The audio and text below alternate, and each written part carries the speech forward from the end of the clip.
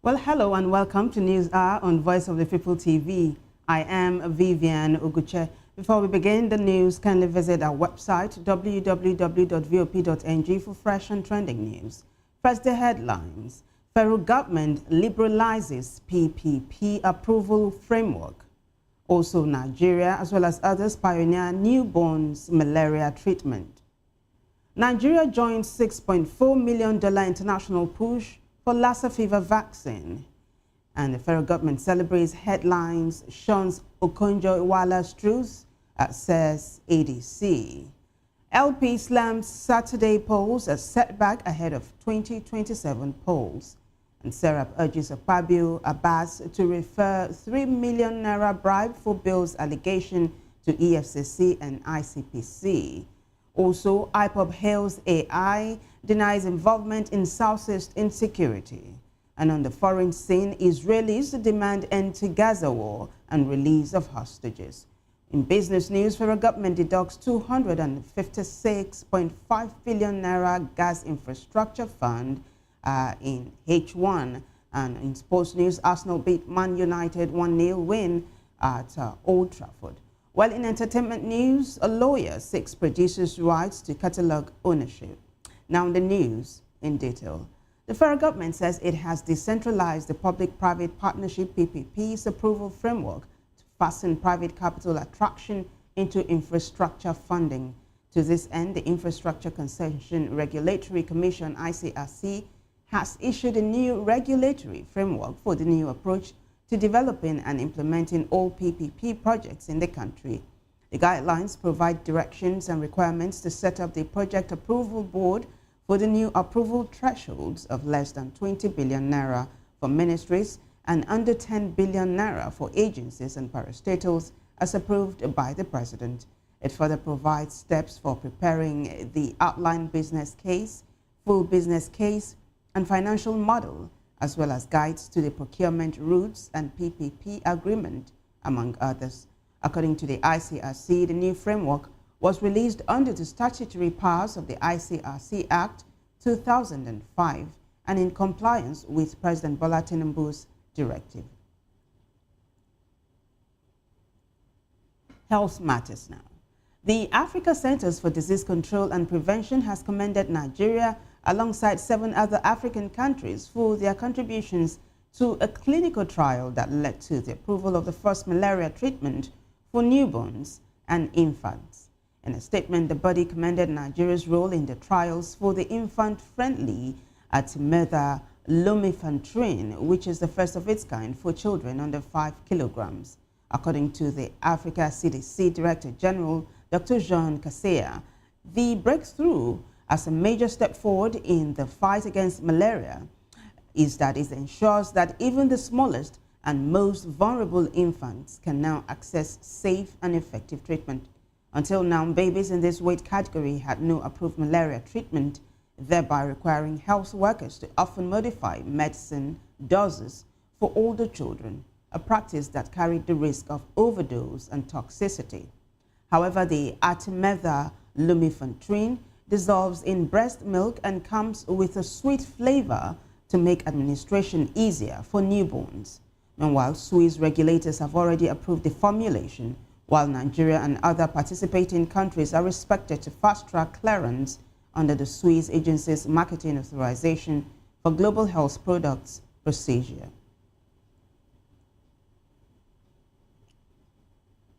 Still Health, Nigeria has joined a new $6.4 million international research consortium for the development of a Lassa fever vaccine. Disclosing this on Sunday, the Coalition for Epidemic Preparedness Innovation, CEPI, said the initiative titled Unraveling Natural and Vaccine-Elicited Immunity to Lassa Fever Unveil is led by the University of Texas Medical Branch. CEPI said the Jos University Teaching Hospital, Plateau State, Irua Specialist Teaching Hospital in Edo State, and Abubakar Tafawa Balewa Teaching Hospital in Bauchi State will serve as frontline clinical sites, working alongside the Ikenema Government Hospital in Sierra Leone. According to CPI, the research will focus on identifying immune makers or markers or correlates of protection, biological signatures, in blood or cells that indicate immunity to Lassa fever. Principal investigator of the Unveil program, Dr. Courtney Woolsey, said the project would help remove a huge roadblock in vaccine development, adding that once the protection in the blood test could be measured instead of a prolonged clinical efficacy trial, vaccines could be delivered to impacted communities much faster. Away from health matters now, the African Democratic Congress ADC has accused the federal government of celebrating the headlines and ignoring the real message on the state of economy by the Director General of the World Trade Organization, WTO, Dr. Ngozi Okonjo-Iweala. It said government officials have amplified only the soundbite on the administration stabilizing the economy, while deliberately ignoring her more serious call for urgent measures to grow the economy and establish social safety nets for millions of families suffering the negative impacts of the reforms. According to the ADC National Publicity Secretary Bolaji Abdullahi, government officials and their media allies have seized upon Dr. Okonjo-Iweala's comments on President Bola Tinubu and the Nigerian economy as if their scandalous implementation of hard reforms, which have condemned the majority of Nigerians to absolute poverty and destroyed millions of jobs, had received endorsement by the oracle herself. He added that Dr. Okonjo-Iweala knows that a stable economy is one that is growing in real terms, led by jobs and productivity, and is able to guarantee minimum standards of living for the people. Therefore, she was really saying that the economy was not growing. Well, electoral matters now. The voter apathy, thuggery, and ballot snatching incidents reported across the states in the Saturday by-elections notwithstanding, the Independent National Electoral Commission, INEC, has announced winners in some contests already. In Anambra State, it declared Emmanuel Nwachukwu and Ifeoma Azikiwe of the All Progressives Grand Alliance as winners of Anambra South Senatorial District and Onitsha North Constituency 1 polls, respectively. In Kaduna State, the All Progressives Congress, Fidelis Bagudu, won the Chikun Kajuru Federal Constituency seat, while Isa Mohammed and Dahiru Umar Sani won for Zaria, Kewaye, and Basawa State Constituency, respectively. Also, INEC declared the APC's Joseph Ikpia and Omosede Igbenidion as winners of the Edo Central Senatorial District seat, Ovia Federal Constituency seat, respectively, among others. Meanwhile, the People's Democratic Party in Edo State has rejected the results of the Senatorial and House of Representatives by-elections, accusing INEC of deliberately sabotaging the bimodal voter accreditation system, BVAS, thereby undermining the integrity of the polls. The Independent National Electoral Commission had earlier on Sunday announced that the All Progressives Congress, Joseph Ikpia and Omosede Igbenidion, were winners of the Edo Central Senatorial District seat, Ovia Federal Constituency seat, respectively. Rejecting the results being circulated by INEC, the Edo PDP Caretaker Committee's Election Secretary, Chris Nehikari, said the exercise was nothing but an embarrassment to democracy. He alleged that the BVAS did not have technical failure but was sabotaged by INEC to provide the APC room for manipulation.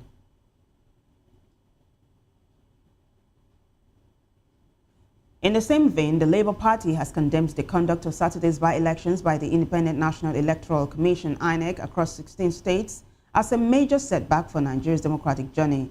In a statement by Ken Asogwa, the Senior Special Advisor, Media to the Acting National Chairman, Senator Nenadi Usman, the LP alleged vote buying, electoral violence, and lack of transparency, among other irregularities. Stating that the exercise fell short of acceptable democratic standards, the LP described the by-elections as a mockery of democracy. It explained that reports indicated incidents of vote buying, voter intimidation, and logistical lapses from Kaduna to Anambra, Ogun to Oyo, and Kano. It further called for urgent reforms and improved oversight in the electoral process, warning that failure to act may impact the credibility of the 2027 general elections.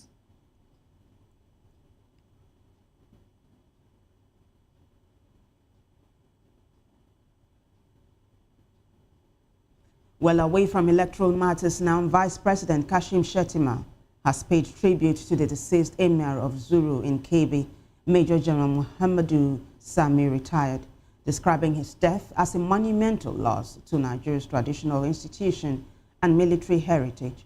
Aged 81, the traditional ruler and retired military officer died on Saturday night in a London hospital.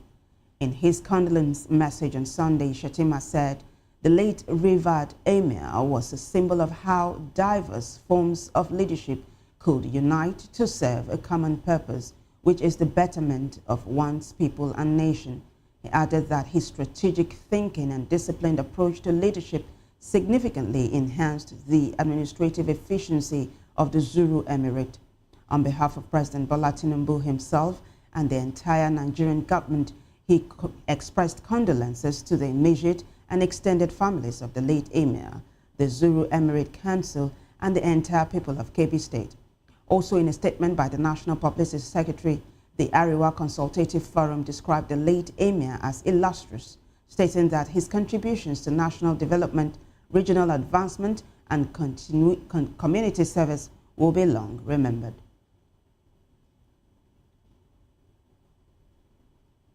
Well, you're still watching News Hour on Voice of the People TV. When we return from the break, Serap urges Akpabio and Abbas to refer 3 million naira bribe for bills allegations to EFCC and ICPC. Stay with us for this and more stories after this break.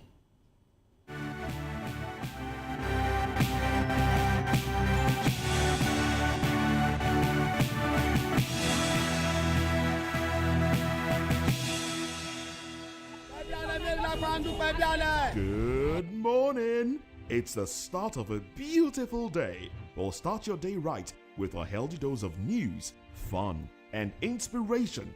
Join us on VOP this morning for the latest news, trending topics, and uplifting stories to set your day on the right vibe.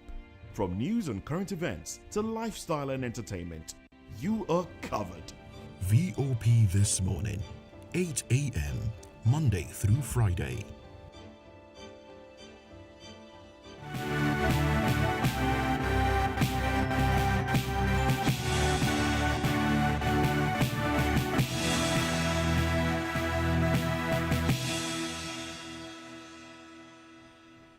Welcome back, everyone. Now, in a major shakeup in the High Command, the Nigerian Army has appointed new Principal Staff Officers, PSOs, General Officers commanding GOC, and other senior commandants to head various formations across the nation.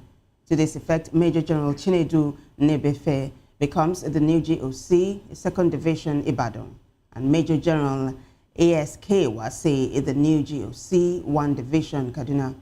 Also, Major General Emo Erebelu is the new Provost Marshal. Major General A.A. Idris is now the Chief of Military Intelligence. Major General J.E.O. Sifo is Director General, Nigerian Army School of Finance and Administration, while Major General A.A. Adeyinka is the Chief of Logistics, Army Headquarters. Also, Major General Adetoba now heads the Nigerian Army College of Logistics Management, and Major General Ugabe is now the Chief of Army Standards and Evaluation. Similarly, Major General Akesode now heads Monitoring, Verification and Compliance Mission in the Tigray region, Ethiopia, while Major General M.T. Abdullahi now heads the Nigerian Army Cyber Warfare Center, among other appointments.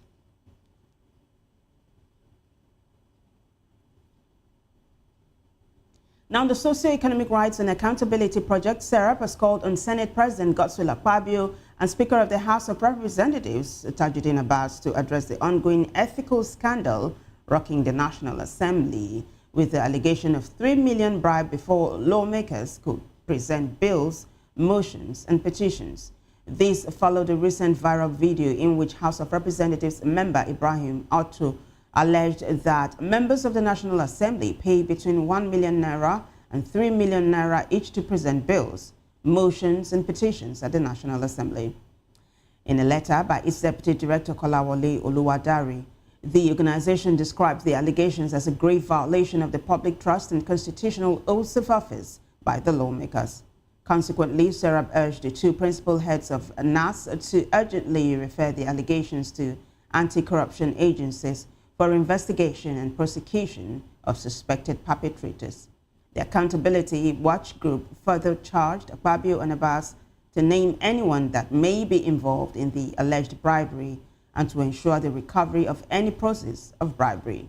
It also urged protection of the whistleblower.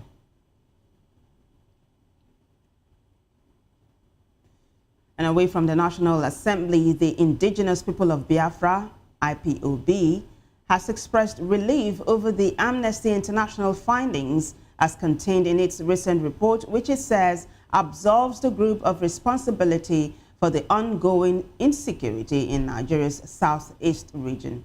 In a statement, IPOB spokesperson Comrade Ima Powerful said the report confirms the group's long-standing position that it is not involved in the violence affecting the region.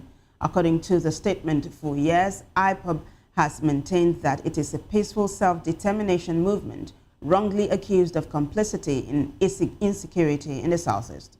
Noting that the report provides evidence suggesting the involvement of certain elements within Nigeria's security agencies and rights violations in the region, it called on the international community to pay closer attention to the situation and ensure accountability for all parties found culpable.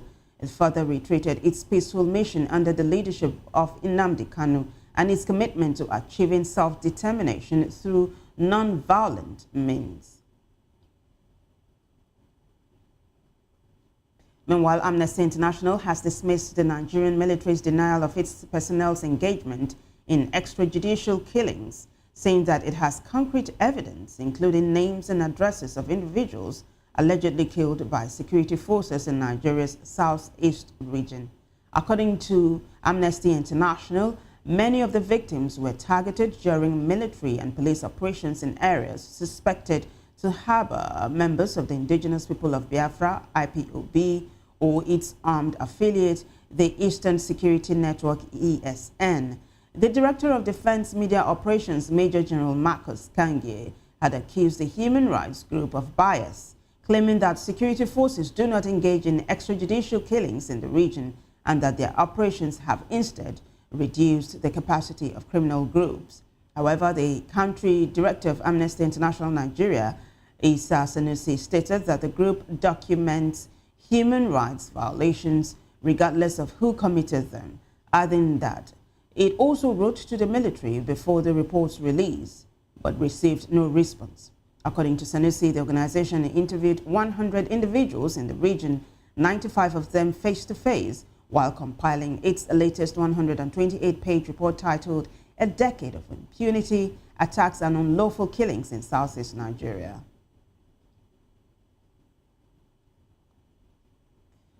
And now, in its ongoing efforts to reduce poverty and strengthen social protection programs, the Lagos State government has launched a new registration exercise to capture poor and vulnerable households, not previously concluded or included, I should say, in its social welfare database.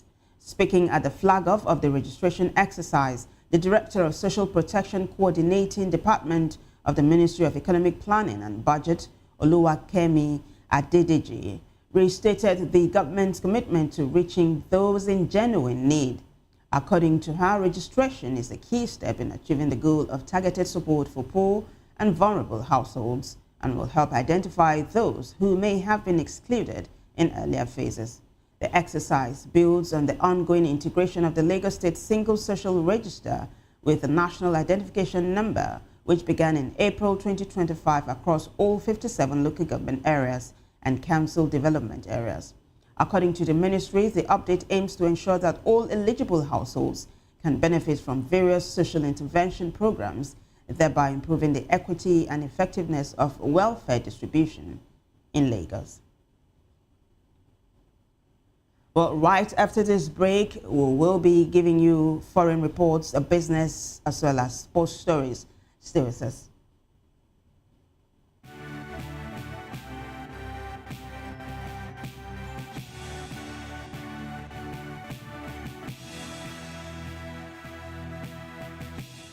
encourage you to click on the like button and subscribe to our YouTube channel. We are Voice of the People TV. Also follow us on all our social media platforms. We are at VOP TV Live. Visit our website www.vop.ng for fresh and trending news. Also watch us live on SLTV channel 264. VOP TV, Voice of the People Television.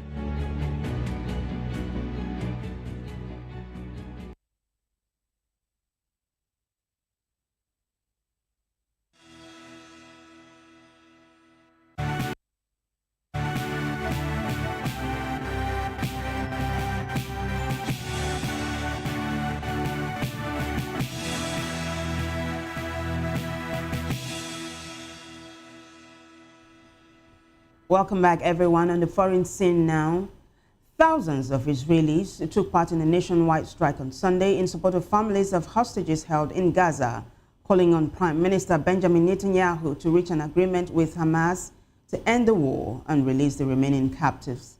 Demonstrators waved Israeli flags and carried photos of hostages as whistles, horns, and drums echoed at rallies across the country, while some protesters blocked streets and highways, including the main route between Jerusalem and Tel Aviv. Ahead of Sunday, some businesses and institutions said they would allow staff to join the nationwide strike called by the hostages' families. While some businesses closed, many also remained open across the country on what is a working day in Israel. Schools are in summer recess and were not affected. Meanwhile, Israeli police said that 38 demonstrators had been detained. On the other hand, Palestinian militant group Hamas has said that Israel's plan to relocate residents from Gaza City constitutes a new wave of genocide and displacement for hundreds of thousands of residents in the area.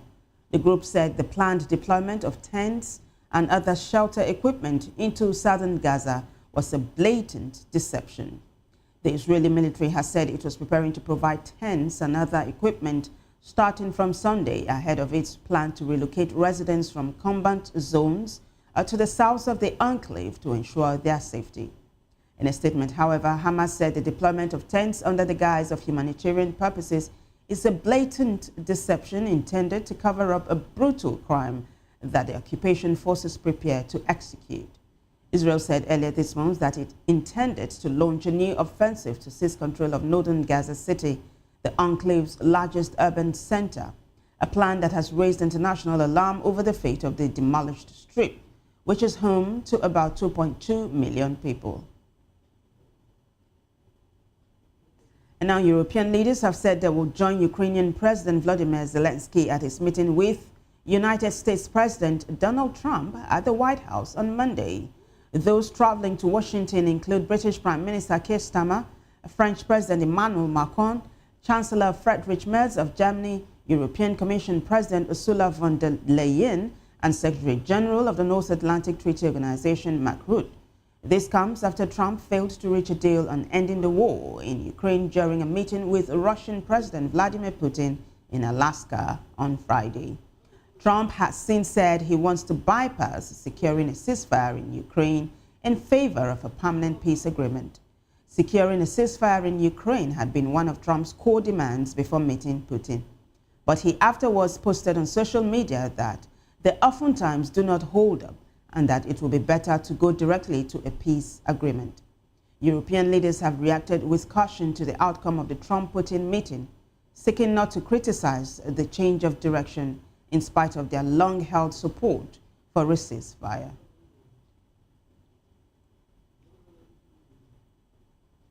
Well, in other news, Germany's Foreign Minister Johann Wanful on Sunday criticized what he called the aggressive behavior of China in the Taiwan Strait ahead of a trip to Japan and Indonesia.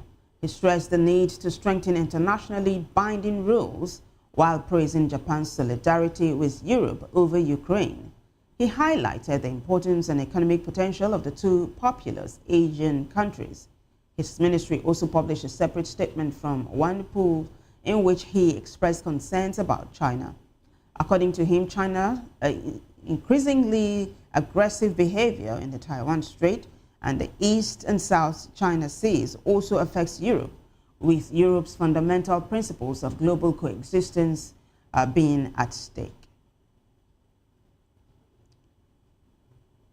Well, in business news, official figures show that the Federal Accounts Allocation Committee has deducted a total of 256.52 billion naira from revenue allocations to fund gas infrastructure projects in the first half of 2025, according to official figures. The deductions, which are made for the Midstream and Downstream Gas Infrastructure Fund, MDGIF, fluctuated significantly month to month, suggesting both a rise in project execution surges. This is as the government moves to review deductions and revenue detention practices. It also suggests procedural delays in the MDGIF, which was set up to invest in infrastructure projects that will improve midstream transportation and processing and downstream utilization of natural gas in Nigeria.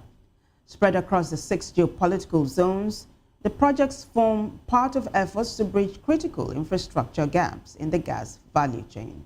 The purpose of the MDGIF includes to attract over $575 billion in investments to develop Nigeria's gas sector and expand the midstream and downstream gas infrastructure to create a more robust gas market in Nigeria, among others.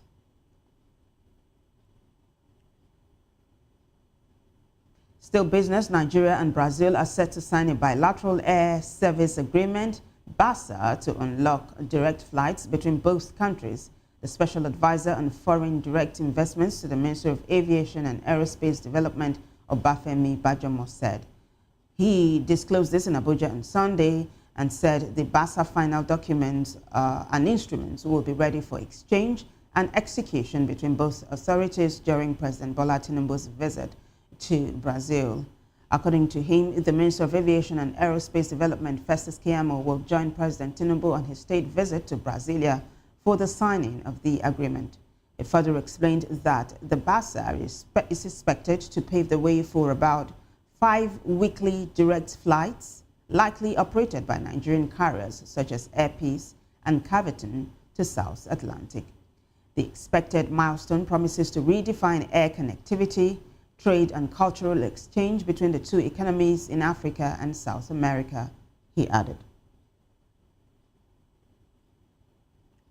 Well, in sports news, Manchester United resumed its woeful league performance from last season with a 0-1 loss at Old Trafford to the visiting Arsenal on Sunday evening. Their expensively assembled new forward line drew a blank as Arsenal began their quest for the Premier League title by grinding out a 1-0 win at Old Trafford on Sunday. Arsenal left back Riccardo Calafiori scored the only goal after the Italian defender pounced on a huge mistake by Man United's standing goalkeeper Atli Bayindir. Man United have splashed out £200 million on a new forwards to remedy a lack of punch in the final third. However, in spite of their promising debut, Matthews, Cunha and Bryan failed to find the net, while substitute Benjamin Sesko could not make Arsenal pay for not pursuing their interest in the Slovenian. Meanwhile, after finishing second for the past 3 seasons, the pressure is on Arsenal boss Mikel Arteta to deliver the club's first league title in 2003 and 4. The Spaniard was left to depend on his reliable defense and goalkeeper David Raya to secure a huge 3 points as the visitors never got going as an attacking force. And in one of the matches much earlier on Sunday, Chelsea escaped a 0-0 draw at home to Crystal Palace in their Premier League campaign opener, a VAR review having denied Palace an early opener in ruling out Eberechi Eze's free kick for Mark Gui's obstructing the Chelsea wall. New Chelsea signing Estavio came closer to snatching a winner as the newly crowned world champions remained determined but blunt in attack against a well-organized Palace defense. Eze thought he had opened the scoring with a blistering free kick that had too much power for Robert Sanchez. However, the goal was disallowed for Gui's role in creating a gap by manhandling Moses into the Chelsea wall. Chelsea's demolition of European champions Paris Saint-Germain to win the Club World Cup last month has raised the Blues' hopes that they can challenge for a first Premier League title since 2017.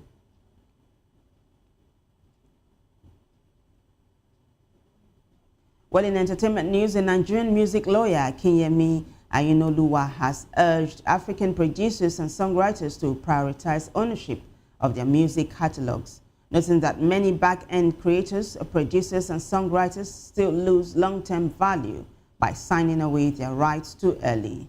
The legal practitioner stated that rights must come before streams if Africa's creatives are to build sustainable wealth. According to him, it is about controlling the master rights, the sound recording, and the publishing rights, which cover lyrics and composition. He described these rights as the music industry's real currency. He further explained that these generate royalties, sync fees, and licensing income, adding that whoever owns them decides how, where, and for how long the music lives. Now, the United Nations Educational, Scientific, and Cultural Organization, UNESCO, has presented its certificate recognizing the Songo Festival as an intangible cultural heritage of humanity to the Alaafin of Oyo. The certificate was presented by the Minister of Art, Culture, Tourism, and the Creative Economy, Hannatu Musawa, during the grand finale of the 2025 World Songo Festival in Oyo State over the weekend. Musawa hailed the recognition as marking a historic milestone in Nigeria's cultural and diplomatic advancement, stating that cultural heritage fosters sustainable development, tourism, and international diplomacy. According to the minister, Nigeria celebrates not just a festival but also a legacy, as the Songo Festival's inscription on UNESCO's representative list affirms the country's position on the global cultural stage. In its response, the monarch commended the government for its commitment to preserving Nigeria's heritage and pledged the kingdom's continued support for national efforts to project Nigeria's culture globally. And it's a wrap on News Hour, but before we go, a quick look at the headlines. We told you that the federal government has liberalized PPP approval framework. Also, Nigeria, as well as others, pioneer newborns malaria treatment. Nigeria joins $6.4 million international push for Lassa fever vaccine. And the federal government celebrates headlines as the ADC says that Okonjo-Iweala's truth must be shunned. LP Islam's Saturday polls are setback ahead of 2027 polls. And Serap urges Akpabio Abbas to refer a 3 million naira bribe for Bill's allegation to EFCC and ICPC. IPOB hails Amnesty International and denies involvement in Southeast insecurity. On the foreign scene, Israelis demand end to Gaza war and release of hostages. Well, in business news, federal government detoxed a 256.5 billion naira gas infrastructure fund. And in sports news, Arsenal beat Man United 1-0 to win at Old Trafford. In entertainment news, lawyer seeks producers' rights to catalog ownership. Do well to subscribe to our YouTube channel. On YouTube, we are Voice of the People TV. On other social media platforms, we are at VOP TV Live. I am Vivian Oguche. Thank you for watching.